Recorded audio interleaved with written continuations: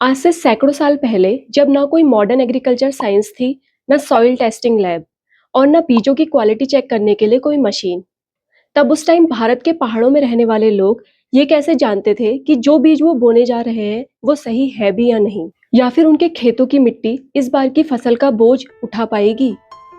हैरानी की बात यह है कि हमारे पूर्वजों ने उस टाइम पर बिना किसी लैब के इसका एक साइंटिफिक सॉल्यूशन निकाला, जो आगे चलकर ना सिर्फ एक टेक्निक बल्कि हमारी देवभूमि उत्तराखंड का एक खूबसूरत त्योहार बन गया। तो उत्तराखंड त्योहार की इस सीरीज में आज हम इसी फेस्टिवल के पीछे छुपी कमाल की साइंस के बारे में जानेंगे। बात है उस दौर की जब हमारे पूर्वजों ने खेतों में बीज बोने से पहले ही अपने घर के एक कोने में मिट्टी रखी और उसमें 7 तरह के अनाज बो दिए और लगभग 10 दिन तक उनमें पानी दिया। अगर 10 दिन बाद वो बीज अच्छी तरह से अंकुरित हो गए तो इसका मतलब फसल अच्छी होने वाली है, और अगर पौधे कमजोर रहे तो ये किसान के लिए एक वार्निंग होती थी कि इस बार उन्हें अपनी मिट्टी और बीजों पर और मेहनत करने की जरूरत है। और इसी कमाल के आइडिया से शुरुआत हुई एक ऐसे फेस्टिवल की जो उत्तराखंड की आज शान है। आमतौर पर पूरी दुनिया में लोग फसल काटने की खुशी मनाते हैं, लेकिन हमारे देवभूमि उत्तराखंड की ये परंपरा थोड़ी हटकर है। यहाँ फसल बोने से पहले ही त्योहार मनाया जाता है और इस त्योहार का नाम है हरेला।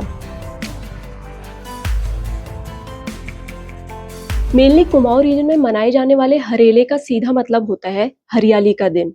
वैसे तो ये साल में 3 बार आता है, लेकिन सावन के महीने में मनाए जाने वाले हरेले को सबसे ज्यादा इम्पोर्टेंट माना जाता है। सावन की संक्रांति से लगभग 9 दिन पहले लोग अपने घरों में 5 या 7 तरह के अनाज बोते हैं और 10वें दिन जब ये बीज पौधों में बदल जाते हैं तब इन्हें भगवान शिव और माता पार्वती को चढ़ाया जाता है। अगर मान्यताओं की माने तो इस दिन भगवान शिव और पार्वती का विवाह भी हुआ था।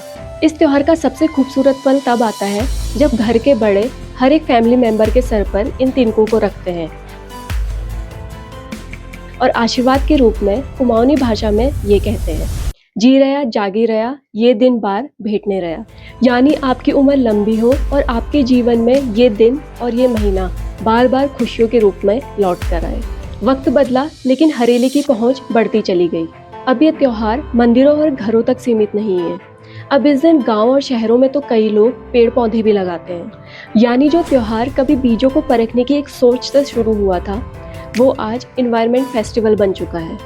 आज जब पूरी दुनिया क्लाइमेट चेंज से जूझ रही है तब हमारे पूर्वजों ने इसका जवाब इस त्योहार के रूप में दे दिया था। यह त्योहार हमें सिखाता है कि प्रकृति से सिर्फ लेना नहीं, उसे वापस लौटाना भी है।